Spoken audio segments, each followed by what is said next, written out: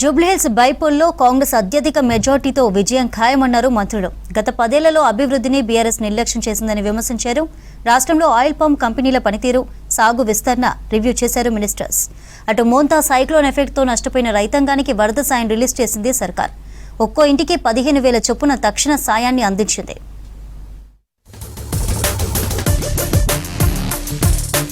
అక్టోబర్లో కురిసిన భారీ వర్షాలకు దెబ్బతిన్న ఇండ్లకు తక్షణ సాయం అందిస్తూ ఉత్తర్వులిచ్చింది ప్రభుత్వం. వరద బాధిత కుటుంబాలకు 12,99,00,000 ఫండ్స్ రిలీజ్ చేసింది. మోంతా సైక్లోన్ ఎఫెక్ట్తో 4 రోజుల పాటు 16 జిల్లాల్లో భారీ వర్షాలు కురిశాయి. 15 జిల్లాల్లో 8,662 ఇండ్లు దెబ్బతిన్నాయి. వీటిలో ఒక్కో ఇంటికి 15,000 చొప్పున తక్షణ సాయం అందిస్తూ ఉత్తర్వులు రిలీజ్ చేశారు రెవెన్యూ ప్రత్యేక ప్రధాన కార్యదర్శి అరవింద్ కుమార్. బాధిత కుటుంబాల బ్యాంక్ ఖాతాలో నేరుగా నగదు జమ చేయనున్నారు. మోంతా తుఫాన్ ఎఫెక్ట్ బాధిత ప్రాంతాల్లో పర్యటించిన సీఎం రేవంత్ బాధిత కుటుంబాలకు అండగా ఉంటామన్నారు. దెబ్బతిన్న ఇండ్లకు 15,000 రూపాయల చొప్పున పరిహారం అందిస్తామన్నారు. సీఎం హామీ ప్రకారం ఇవాళ నిధులు రిలీజ్ చేసింది ప్రభుత్వం.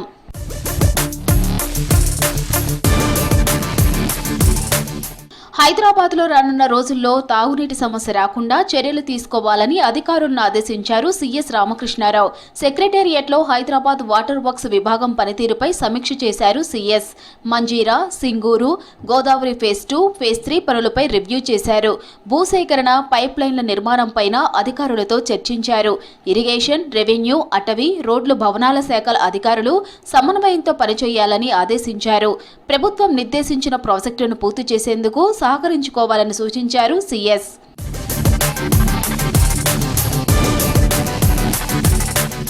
జూబ్లీహిల్స్ లో 14న కాంగ్రెస్ అభ్యర్థి మంచి మెజారిటీతో గెలవబోతున్నాడని అన్నారు మంత్రి వివేక్ వెంకటస్వామి. గతంలో బీఆర్ఎస్ నుంచి ఎమ్మెల్యేగా ఉన్నవాళ్లు అభివృద్ధి పనులు చెయ్యలేదన్నారు. తమ హయాంలో జూబ్లీహిల్స్ ను అభివృద్ధి చేయబోతున్నామన్నారు. 3 నెలలుగా జూబ్లీహిల్స్ లో తనతో పాటు కాంగ్రెస్ కార్యకర్తలు, నేతలు, డివిజన్ నాయకులు, బూత్ ఇన్ఛార్జీలు, కార్పొరేషన్ చైర్మన్లు బాగా కష్టపడ్డారని వారందరికీ ధన్యవాదాలు తెలిపారు మంత్రి వివేక్ వెంకటస్వామి. నా అంచనా ప్రకారంగా Congress party land slide victory అన్నమాట. జూబ్లీహిల్స్ నియోజకవర్గ ప్రజలందరూ కూడా ఎవరైతే పెద్ద ఎత్తున మాకు సపోర్ట్ చేశారో, మాతో కష్టకాలంలో పనిచేశారో అందరూ కార్యకర్తలు, లీడర్సు, కుల సంఘ పెద్దలు వీళ్ళందరూ కూడా కాంగ్రెస్ పార్టీని సపోర్ట్ చేసి ఈ వచ్చే 14వ తారీఖు నాడు కాంగ్రెస్ 1 సైడెడ్ విక్టరీగా మనకు తెలిసిపోతుంది. మేము మళ్ళొకసారి అందరికీ కూడా కృతజ్ఞతలు చెప్తున్నాం.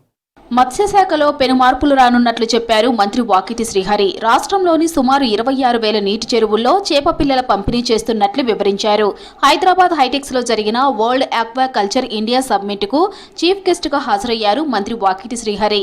మత్స్య సంపద, మత్స్యకారుల అభివృద్ధిపై కాన్ఫరెన్స్ లో చర్చించారు. బీఆర్ఎస్ హయాంలో మత్స్యశాఖను నిర్వీర్యం చేశారని ఆరోపించారు మంత్రి వాకిటి శ్రీహరి. తాము మత్స్యకారులకు ఇన్సూరెన్స్ సౌకర్యం కల్పించామని తెలిపారు. త్వరలోనే మధ్యాహ్న భోజన పథకంలో చేపల ఆహారం అమలు చేసేందుకు సీఎం రేవంత్ రెడ్డితో చర్చిస్తామన్నారు మంత్రి శ్రీహరి. నేను ప్రమాణ స్వీకారం చేసిన రోజు మొదటి సంతకంగా ఈ రాష్ట్రంలో ఉన్నటువంటి మత్స్యకారులు ప్రమాదవశాత్తు ఏమైనా జరిగితే వారి కుటుంబాలు రోడ్డున పడతాయి కాబట్టి 1,40,00,000 రూపాయల ఇన్సూరెన్స్ కట్టి తెలంగాణ రాష్ట్రంలో ఉన్నటువంటి అందరూ మత్స్యకారులకు ఇన్సూరెన్స్ కట్టడం జరిగిందని మీ అందరికీ తెలియజేస్తా ఉన్నా. భేషజాలు లేవు.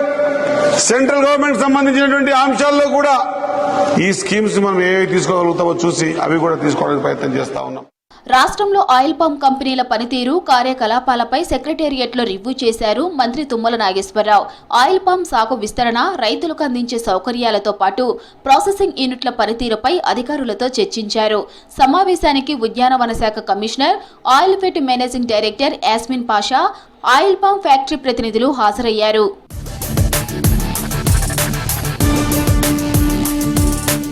యువత పారిశ్రామిక రంగంలో రాణించాలన్నారు మంత్రి కొండా సురేఖ.